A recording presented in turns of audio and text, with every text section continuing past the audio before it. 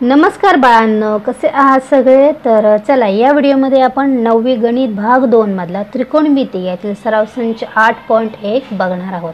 तर बघा, या व्हिडिओमध्ये आपल्याला प्रामुख्याने साइन, कॉस आणि टॅन याचे तिन्हींचे सूत्र म्हणा किंवा फॉर्म्युले म्हणा आपल्याला पाठ करायचे आहेत। त्या दृष्टिकोनातून म्हणजेच ते तिन्ही जे तुमचे साइन, कॉस, टॅन आहे त्यांचे फक्त आपल्याला फॉर्म्युला लक्षात राहण्याकरता हा सराव संच केलेला आहे, बरोबर। त्यामुळे फक्त कोण बदललेले आहेत पण फॉर्म्युला तोच आहे। त्याच्यामुळे फक्त तिन्ही जे साइन, कॉस, टॅन आहे त्यांचं फक्त फॉर्म्युला पाठ असणे, सूत्र लक्षात ठेवण्यासाठीच हा सराव संच आहे। ओके, तर बघा त्यातला पहिला प्रश्न आहे, शेजारील आकृतीमध्ये त्रिकोण PQR चा कोन R हा काटकोन आहे। आता या ठिकाणी बघा 90 अंशाचे चिन्ह दिसते, म्हणजे हा R जो आहे तो काटकोन आहे। तर पुढील गुणोत्तरे लिहा। आता गुणोत्तरे लिहा म्हणजेच आपल्याला साइन, कॉस, टॅनच्या किमती काढायच्या आहेत। तर बघा पहिलं जो आहे तो साइन P। आता साइन P म्हणजे म्हणल्यावरती या Pच्या हा जो कोन दिसतो त्याच्यावरती आपल्याला लक्ष केंद्रित करायचे। तर साइन P, आता साइन P फॉर्म्युला कसा असतो, तर साइन P बरोबर, म्हणजे फक्त तुम्ही साइनच्या बाबतीत विचार करा, हा जो कोन आपल्याला दिसतोय P तो कोणताही या ठिकाणी असू शकतो, बरोबर। पण हा त्रिकोणाच्या बाबतीत P विचारल्यामुळे आपल्याला हा साइन P या ठिकाणी घ्यायचे आहे, ठीक आहे। तर साइन P बरोबर, म्हणजे साइन P या ठिकाणी असणार आहे। तर साइन P बरोबर त्याचा फॉर्म्युला काय असणार आहे किंवा त्याचं सूत्र काय असणार आहे, तर कोन P च्या समोरील बाजू, किंवा आपण असं सुद्धा म्हणू शकतो की कोन P च्या कोनासमोरील बाजू, कोनासमोरील बाजू काय किंवा समोरील बाजू काय कोणतेही लिहिलं तरी सुद्धा चालेल। तर कोन P च्या समोरील बाजू, आता हा कोन P आहे त्याच्या समोरील बाजू कोणती आहे, तर ती आहे बघा QR बाजू, बरोबर आहे। तर साइन P चा फॉर्म्युला कसा लिहायचा किंवा साइनचा फॉर्म्युला कसा लिहायचा असं सुद्धा तुम्ही म्हणू शकता। तर कोन P च्या समोरील बाजू म्हणजेच कोन QR आहे बघा या ठिकाणी, आणि छेद कर्ण। आता कर्ण या ठिकाणी काय आहे बघा, तर हा कर्ण आपल्याला दिसतोय, बरोबर।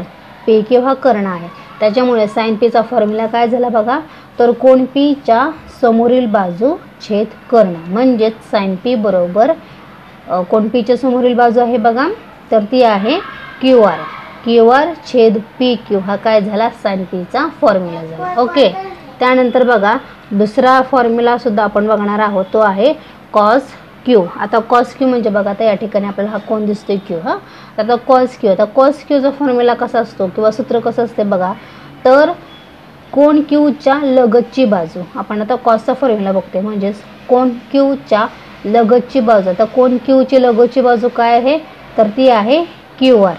कोन Q ची लगतची बाजू, आता त्यांनी बघा बाजू सांगितलेला आहे, हा तर कर्ण आहे त्याच्यामुळे Q ची लगतची बाजू झाली QR झाली, ठीक आहे। ही बाजू नाही आहे कारण का हा कर्ण आहे, त्यांनी बाजू विचारलेला आहे त्याच्यामुळे ही बाजू।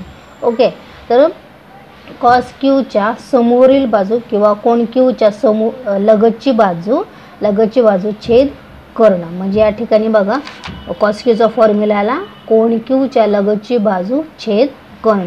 आता लगतची बाजू कॉस Q ची आहे बघा, ही QR आहे आणि छेद कर्ण म्हणजेच PQ। तर त्याचा फॉर्म्युला कसा आला बघा, म्हणजेच QR छेद PQ। ओके, आता हे झालं साइन आणि कॉस झालं।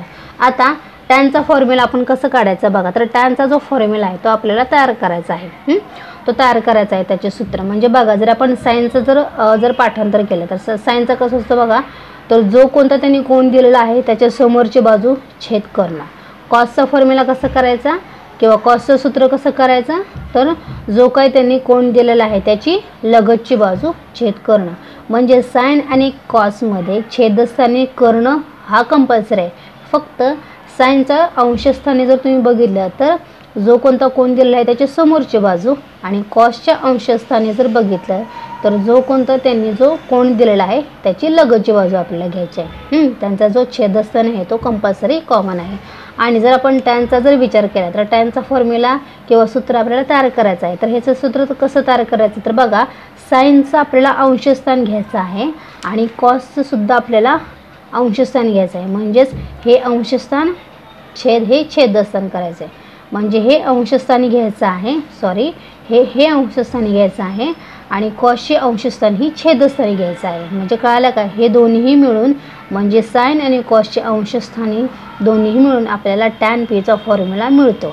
म्हणजेच बघा कसं असतो, तर कोण आता टॅन P कसं करणार आपण बघा, तर कोन P च्या समोरील बाजू, तर समोरील बाजू ही आपण साइन पीच्या अंशस्थानी लिहितो आहे ना, आणि छेद कोण पीच्या लगतची बाजू. आता ही जी लगतची बाजू आहे ती आपण कॉसच्या अंशस्थानी लिहितो आहे ना, मग त्याच्यामुळे दोघांचे अंशस्थानी जे असते त्याचा फॉर्म्युला मिळून हा टॅन पीचा फॉर्म्युला तयार होतो. कळालं तुम्हाला टॅन पीचा फॉर्म्युला कसा आहे? ओके. तर मग टॅन पी बरोबर कोण पीच्या समोरील बाजू छेद कोण पीच्या लगतची बाजू.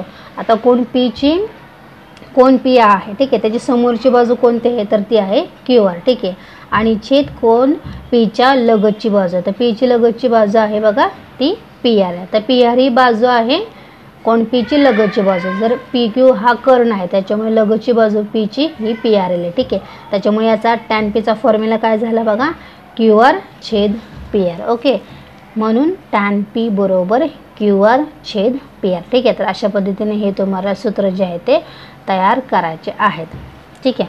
आता त्यांनी पुढे विचारलं आहे बघा, टॅन क्यू सुद्धा त्यांनी विचारलेलं आहे.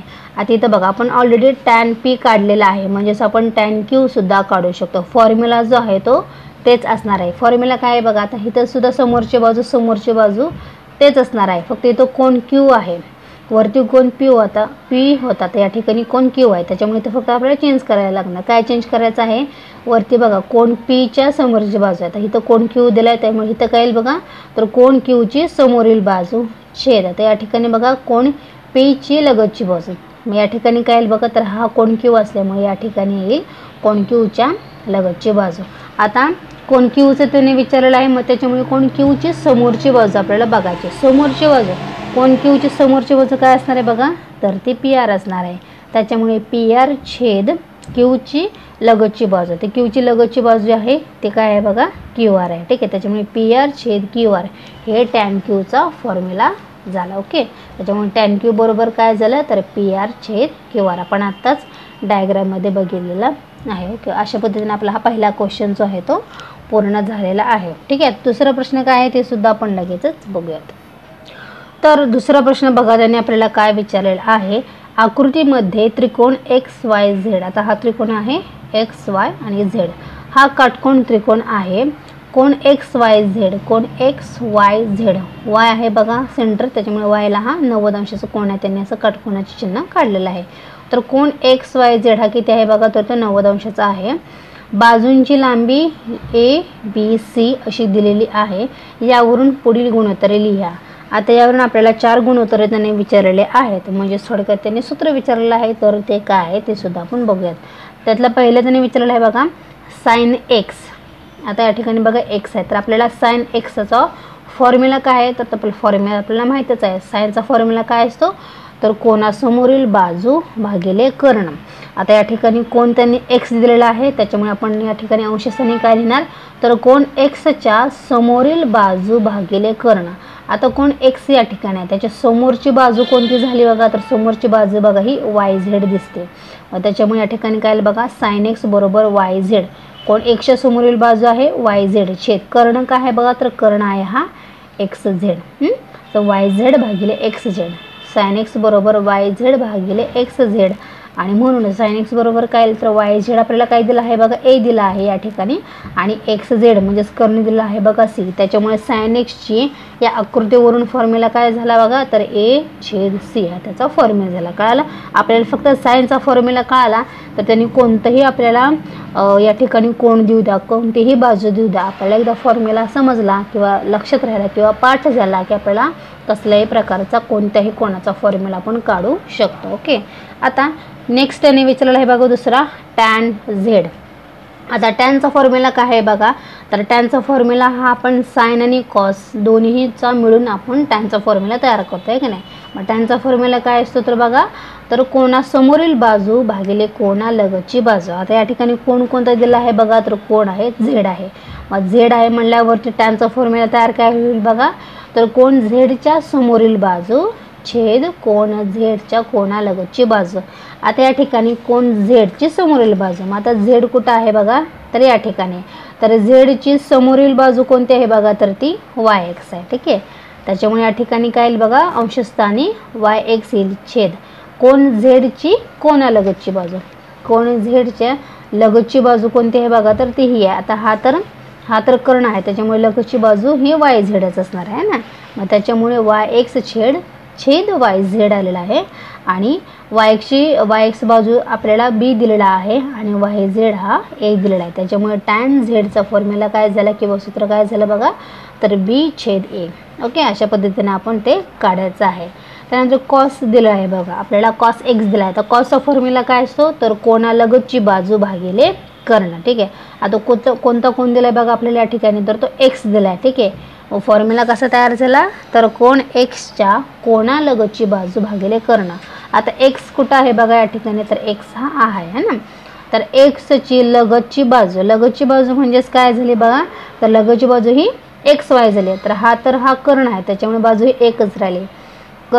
बाजू लगतची बाजू म्हणजे ही एक्स वाय आहे आणि छेद कर्ण म्हणजे हा एक्स झेड आहे. ठीक आहे, त्याच्यामुळे आपण लिहू शकतो कॉस एक्स बरोबर कोण एक्सच्या कोणालगतची बाजू कोणती आहे, तर एक्स वाय आहे आणि छेद कर्ण आहे एक्स झेड. आता एक्स वायची किंमत काय दिलेली आहे बघा, बी दिलेली आहे आणि एक्स झेड हा आपल्याला सी दिलेला आहे. त्याच्यामुळे कॉस एक्स किती आला, तर बी छेद ए आपल्याला दिलेला आहे. तर पुढचा सुद्धा फॉर्म्युला त्यांनी काय विचारलं आहे बघा, तर टॅन एक्स विचारलेला आहे. तर आता टॅनचा आपण फॉर्म्युला कसं करतो बघा, तर कोणासमोरील बाजू भागिले कोणालगतची बाजू. आता इथं कोण कोणता आहे बघा, तर विचारलेला आहे त्यांनी एक्स विचारलेला आहे. मग फॉर्म्युला कसा होणार, तर कोण एक्सच्या कोणासमोरील बाजू भागिले कोण एक्सच्या कोणालगतची बाजू. आता आकृतीमध्ये कोण एक्स आपल्याला कुठे दिला आहे बघा, तर कोण हा एक्स आहे. तर एक्सच्या समोरील कोणासमोरची बाजू कोणती आहे बघा, तर ही बाजू आहे म्हणजे ती वाय झेड बाजू आहे. आणि कोण एक्सची लगतची बाजू कोणती झाली, तर ती ही झाली. हा तर कर्ण आहे, त्याच्यामुळे ही बाजू ही झाली म्हणजेच एक्स वाय. मग त्याच्यामुळे त्याचा टॅन एक्सचा फॉर्म्युला काय झाला, तर बघा वाय झेड याची किंमत आहे वाय झेड भागिले वाय एक्स. आपण आताच आकृतीमध्ये बघितला वाय झेड त्यांनी बाजू काय दिलेलं आहे बघा, आपल्याला ए दिलेलं आहे. या ठिकाणी बघा वाय झेड जो आहे तो ए दिलेला आहे ना, वाय झेड ए दिलेला आहे आणि एक्स वाय बी दिलेला आहे. मग त्याच्यामुळे त्याचा फॉर्म्युला काय झाला बघा, तर टॅन एक्स बरोबर ए छेद बी हा त्याचा फॉर्म्युला झालेला आहे. ओके, आता तिसरा प्रश्न काय विचारलेला आहे ते सुद्धा आपण लगेचच बघूयात. तर आता बघा त्यांनी तिसरा प्रश्न विचारलेला आहे, काटकोण त्रिकोण एल एम एन मध्ये. आता हा त्रिकोण एल एम एन काटकोण त्रिकोण आहे. ठीक आहे, त्याच्यामध्ये कोण एल एम एन, एम हा सेंट्रल आहे त्याच्यामुळे बघा एम हा 90 अंशाचा आहे. तर कोण एल एम एन हा 90 अंशाचा आहे. कोण एल जो दिसतोय हा आपल्याला तो 50 अंशाचा आहे आणि कोण एन जो आहे तो 40 अंशाचा आहे. यावरून पुढील गुणोत्तरे लिहा. आता या आकृतीवरून आपल्याला 4 गुणोत्तरे काढायचे आहेत, म्हणजे थोडक्यात काय तर फॉर्म्युला आपल्याला काढायचा आहे. आता बघा त्यांनी आपल्याला विचारलेला आहे साइन 50 डिग्री, म्हणजे 50 डिग्री दिसतोय हा 50 अंशाचा, तर आपल्याला साइन 50 अंश काढायचा आहे. कोण दिलेला आहे बघा, त्यांनी 50 अंश दिलेला आहे. मग त्याच्यामुळे त्याचा फॉर्म्युला करायचा. सुरुवातीला साइनचा फॉर्म्युला काय आहे, तर कोणासमोरील बाजू भागिले कर्ण.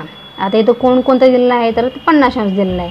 त्याच्यामुळे साइन 50 अंश किंवा साइन 50 डिग्री बरोबर तर 50 अंशाचा कोणासमोरील बाजू. तर कोणासमोरील बाजू कोणती आहे बघा, तर ती एम एन आहे. त्याच्यामुळे या ठिकाणी अंशस्थानी एम एन येईल छेद कर्ण. तर कर्ण काय आहे बघा, तर कर्ण हा एल एन आहे. एल एन आपल्याला दिसते, त्याच्यामुळे याचा फॉर्म्युला काय झाला बघा, साइन 50 अंश बरोबर एम एन भागिले एल एन. ओके, ठीक आहे. आता पुढचा आहे बघा कॉस 50 डिग्री म्हणजेच कॉस 50 अंश. तर कॉसचा फॉर्म्युला काय असतो तो अगोदर आपण बघूया, कोणालगतची बाजू भागिले कर्ण.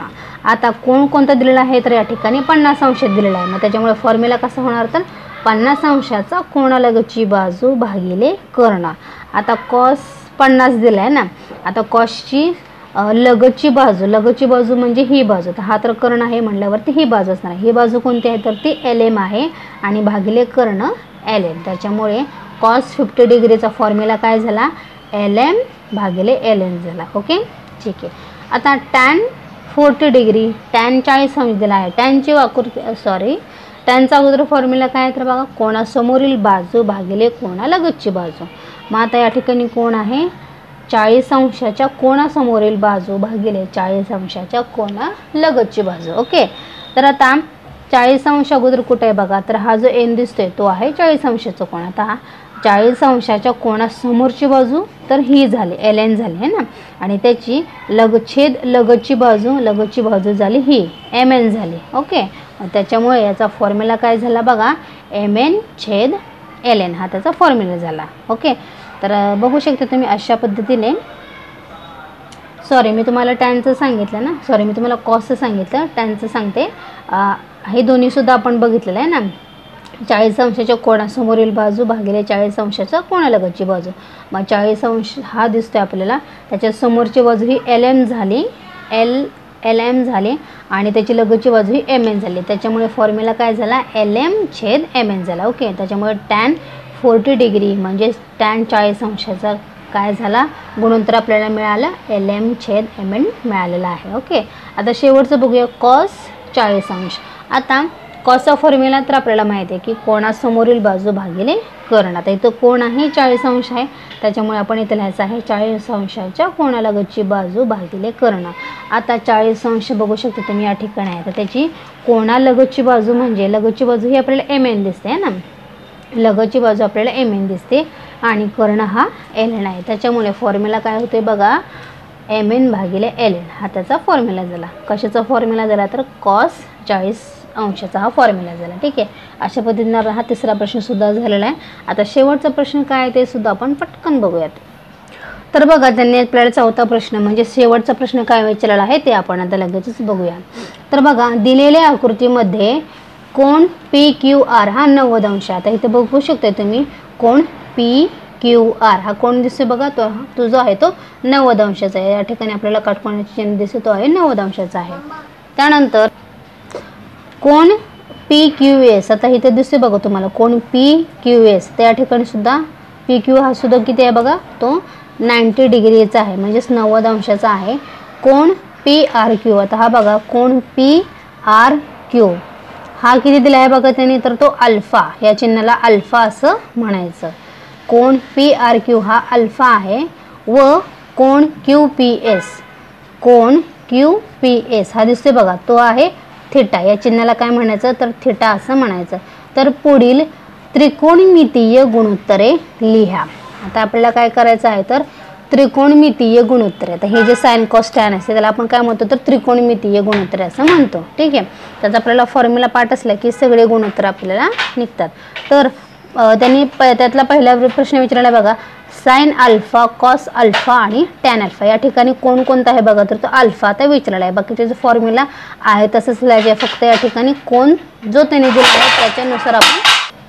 आता साइनचा फॉर्म्युला काय असतो बघा, तर साइनचा फॉर्म्युला तुम्हाला माहिती आहे की कोणासमोरील बाजू भागिले कर्ण. या ठिकाणी कोण आहे अल्फा, त्याच्यामुळे आपला फॉर्म्युला काय येईल, सूत्र काय येईल तर अल्फा कोणासमोरील बाजू भागिले कर्ण. आता बघा या ठिकाणी अल्फा हा आहे ना, तर अल्फाच्या समोरची बाजू कोणती झाली बघा, तर समोरची बाजू ही झाली PQ झाली, PQ ही झाली म्हणजेच कोण अल्फा कोणासमोरील बाजू PQ छेद कर्ण. कर्ण काय आहे बघा, तर छेद हा कर्ण म्हणजेच PR आहे. त्याच्यामुळे आपला फॉर्म्युला काय येईल म्हणजे सूत्र काय येईल बघा, तर साइन अल्फा बरोबर PQ छेद PR. ठीक आहे, आकृतीवरून आलेला आहे PQ छेद PR, साइन अल्फा बरोबर PQ छेद PR आलं. ओके, आता नेक्स्ट आहे बघा कॉस अल्फा. कॉसची आपला सूत्र काय असते तर कॉसचं सूत्र असते कोणालगतची बाजू भागिले कर्ण. आता या ठिकाणी अल्फा कोण दिला आहे, आता अल्फाची लगतची बाजू कोणती, हा तर कर्ण आहे, लगतची बाजू आहे RQ आहे ना. या ठिकाणी बघा RQ आहे, RQ आणि छेद कर्ण जो PR आहे तोच या ठिकाणी आपला, कारण कर्ण दोन्हीचं हे कर्ण सेम आहे ना, त्याच्यामुळे कॉस अल्फाची आपले फॉर्म्युला किंवा सूत्र काय येईल तर RQ छेद PR येईल. ओके, ठीक आहे. आता टॅन अल्फा सुद्धा आपल्याला काढायचा, टॅन अल्फा आपल्याला काढायचा आहे बघा, तर याच्यावरून सुद्धा आपण तयार करू शकतो. आकृतीमध्ये बघायची सुद्धा आपल्याला गरज नाही.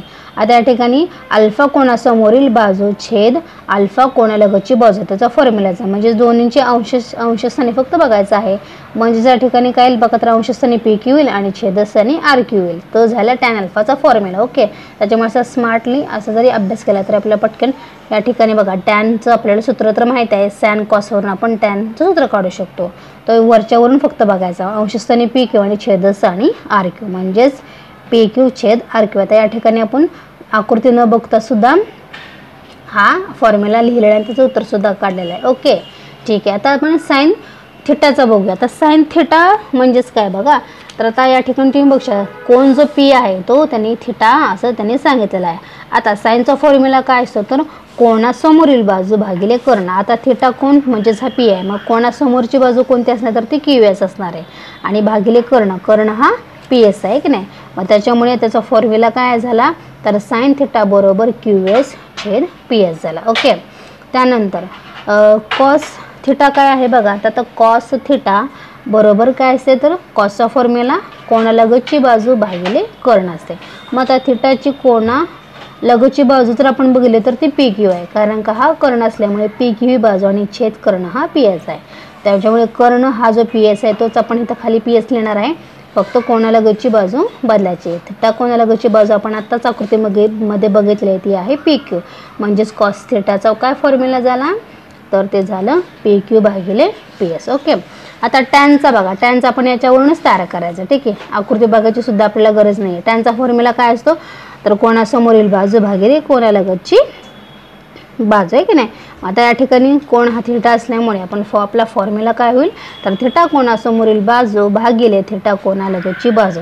या ठिकाणी तुम्ही बघू शकता थिटा कोणासमोरील बाजू काय आहे बघा क्यू एस आहे. या ठिकाणी क्यू एस लिहायचा आणि छेद थिटा कोणालगतची बाजू काय आहे बघा तर ती पी क्यू आहे. मग त्याच्यामुळे फॉर्म्युला काय लिहिणार क्यू एस भागिले पी क्यू. ठीक आहे. टॅनचा फॉर्म्युला लिहिताना आपल्याला पुन्हा आकृती बघायची सुद्धा गरज नाही आहे. ओके. त्याच्यामुळे टॅन थिटाचा फॉर्म्युला झाला क्यू एस छेद पी क्यू. ओके.